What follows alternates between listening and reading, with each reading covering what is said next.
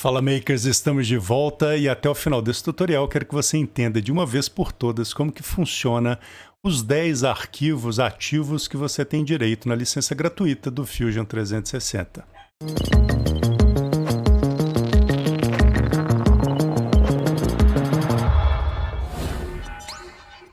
Então, pessoal, estamos de volta e de uma vez por todas eu gostaria que vocês entendessem que a licença gratuita te dá direito a 10 arquivos editáveis, porém, você não fica limitado a ter apenas 10 projetos. Isso é uma mentira, tem muita gente que acha que é dessa forma que funciona.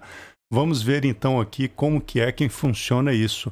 Logo aqui no canto direito superior você tem então aqui uma indicação que eu tenho 3 arquivos de 10, né? Capacidade 10, e eu tenho 3 arquivos ativados, 10 arquivos editáveis ativados.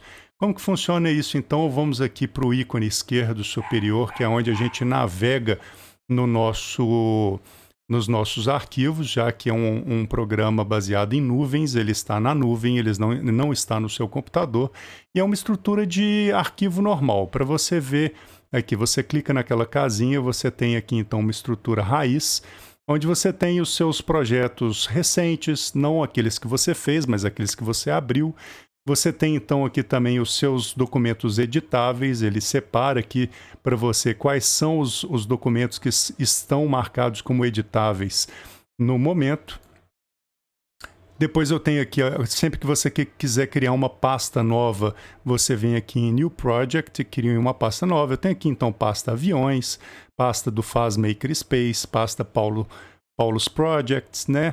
E aqui algumas coisas nativas do programa que vem junto com a instalação do programa. Mas o mais importante aqui é a gente entender sobre os nossos projetos. Então eu vou entrar aqui na minha pasta Paulus Projects e você pode ver que você pode criar folders, né? Se eu quisesse criar aqui um new folder, eu tenho essa condição. Então eu posso criar folders dentro do meu projeto. Dentro desse projeto aqui, então, por exemplo, eu tenho periféricos, são arquivos de componentes eletrônicos que eu baixo na internet para usar, às vezes, em algum projeto meu que demanda desses componentes eletrônicos, e para que eu não tenha que ficar modelando toda vez, eu uso aí esses arquivos como periféricos para importar dentro de outros desenhos. Eu vou mostrar logo como que isso funciona. Eu vou pegar um arquivo meu aqui, que seria esse arquivo aqui da banqueta de papelão, que ele já está aberto aqui. Isso é um projeto que eu fiz usando a ferramenta de dobra de metal do Fusion, só que simulando papelão para que eu tivesse depois o projeto pronto para cortar no laser. Se você tem interesse de saber como que eu fiz esse projeto, deixa aqui nos comentários do vídeo, que dependendo aí da demanda que o pessoal tiver que pedir esse tutorial, eu gravo um tutorial só mostrando como que a gente simula papelão na ferramenta de dobra de metal do Fusion. Mas voltando ao que interessa, esse aqui então é um projeto que eu criei e que ele está ativo, ele pode ser editável, eu posso entrar aqui e fazer o que eu quiser. Os arquivos que não estão escolhidos como editáveis, como apenas de leitura, né, read only, eles podem ser abertos, você pode navegar, desligar e ligar componentes, corpos, etc. Mas você não pode editar o arquivo, você não pode salvá-lo, você não pode mexer na estrutura do arquivo. Para isso, basta apenas você vir aqui e mexer. Por exemplo, quando eu vou de editável para read only, ele me dá uma mensagem de alerta dizendo que, né, se eu posso transformar ele em editável a qualquer momento que eu quiser. E então eu posso ciclar um arquivo entre read only e editável no momento que eu quiser. Ele estando aberto ou não, eu posso escolher essa opção e é somente isso. E dificilmente eu vejo a necessidade de você ter mais de 10 arquivos editáveis ao mesmo tempo. Né? Eu, por exemplo, eu trabalho de projeto em projeto, dificilmente eu tenho mais de 5, 6 projetos ao mesmo tempo. E mesmo assim, se você precisar do 11º, você pode pegar um que você não está mexendo, transformar ele em apenas leitura e transformar em editável aquele projeto que você gostaria de mexer naquele momento. Você pode ver que eu tenho muito mais do que 10 projetos em outras pastas, inclusive, e isso não é um limitante, isso não é um problema no meu entender. E uma outra coisa muito bacana também é que, como esses periféricos aqui, que eu utilizo, né, dentro de outros programas, eles não precisam estar como editáveis para você utilizar eles como periféricos. Então vamos supor, eu vou inserir esse LED aqui nessa caixa de papelão. Eu sei que não tem nada a ver, mas é só por questão de exemplo. Então eu clico com o botão direito do mouse nesse arquivo do LED vermelho e coloco Insert into Current Design. Ele vai inserir então esse LED como um componente, um novo componente. Ele aparece aqui na origem e me dá a opção aí de inserir ele num outro lugar antes de dar o OK. Vou dar o OK agora. Obviamente o LED é muito pequenininho aqui em comparação à caixa de papelão, porém eu tenho esse componente aqui, mesmo ele não estando selecionado aqui como editável, ele é criado um novo componente dentro do meu desenho e eu posso então utilizar esse LED sem problema nenhum, quantos componentes, quantos periféricos eu quiser dentro de um arquivo editável. Agora, se eu quiser editar esse LED, é outra história. Vocês veem que no componente aqui foi criado um ícone de corrente, e esse ícone de corrente significa que esse componente meu ele está linkado a um arquivo original. Então, para eu modificar esse arquivo dentro do meu desenho, eu tenho que modificar o projeto, né, o arquivo original.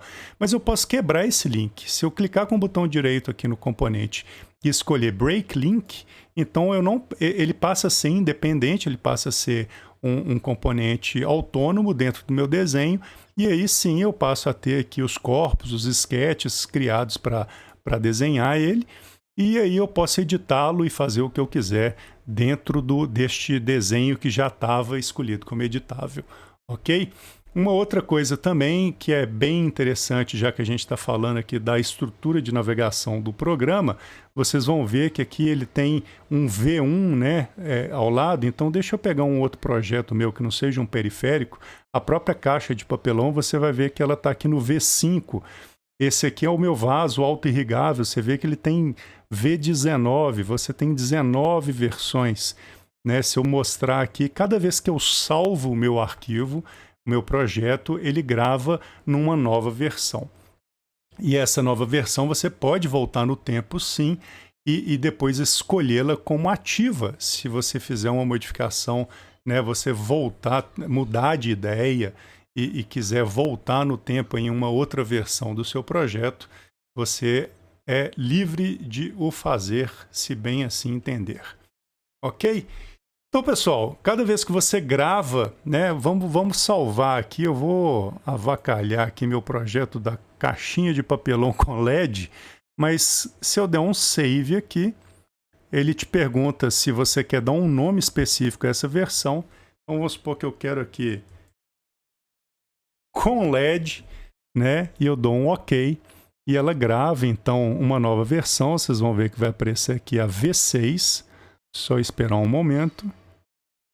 Então, vocês veem que aparece aqui a V6, e a V6 ela vai ter um nome, né, que é com LED. As que são gravadas sem nome, geralmente eu não ponho nome nenhum, só quando faz muita diferença, aparece aqui então o nome que você deu. Então, essa aqui é a versão 6, é a versão com LED, né? Então, essa é uma forma de você se organizar e muito interessante que o Fusion aí te dá. E, ao contrário do que os outros dizem, você não está limitado apenas a 10 projetos, você só está limitado a 10 arquivos editáveis, o que é muita coisa, acredite em mim, não vai te fazer falta. Então, pessoal, por hoje é isso. Foi um tutorial bem simples aí, mas eu acho que com isso a gente encerra toda essa etapa de interface, né, e do programa. Eu acho que está tudo aí o máximo coberto, e a partir do próximo vídeo a gente já começa então a colocar a mão na massa e a desenhar. E vejo no próximo tutorial.